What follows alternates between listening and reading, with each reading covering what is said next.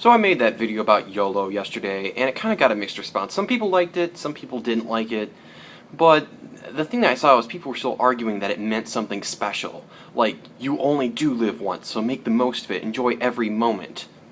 And while that is a good message, I don't think that's what YOLO is meant to promote. I don't think that that's the purpose, just by looking at the people who do embrace it. That's not the message that's trying to push on you. The purpose behind YOLO, the expression behind it, is to enjoy every single moment as it happens to the fullest of your ability. The only problem is, to do that, you're ignoring what comes after that. You always have a future.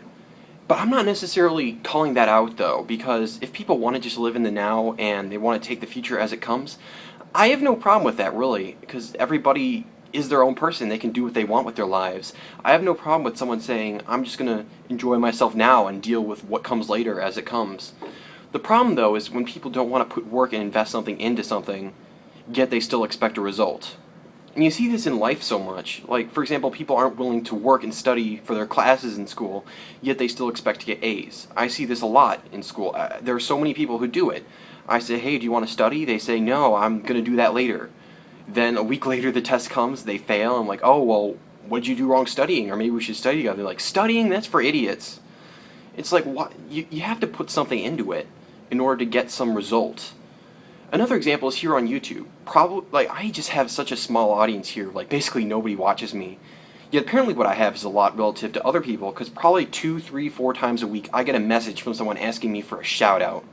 First out, my shout outs, when I say that someone's awesome and I recommend people check out their channel, they get maybe 2, 3, 4, 5 subscribers. I'm not a good source of traffic for you.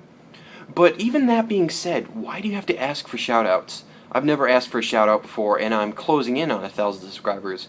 Sure, it took me almost a year, but that's the way it works.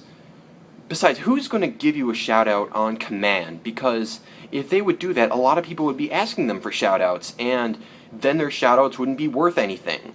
That's why you have to save your shout outs, because that way if you do promote somebody, that way you know that they're really good and they're worth your time.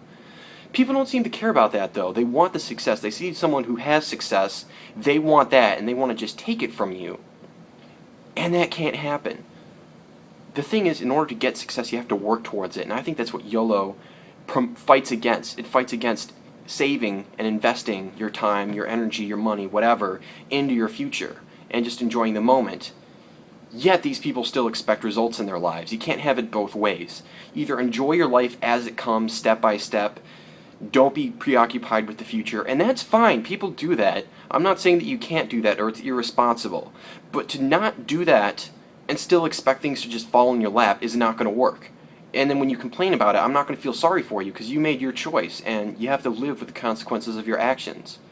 That's my problem with YOLO. It fits the mentality that we want. We want to do nothing, yet still find success in our lives. You can take the gamble and do nothing and enjoy yourself, or you can invest. You have to pick one or the other. And that's the point, and that's my problem with YOLO.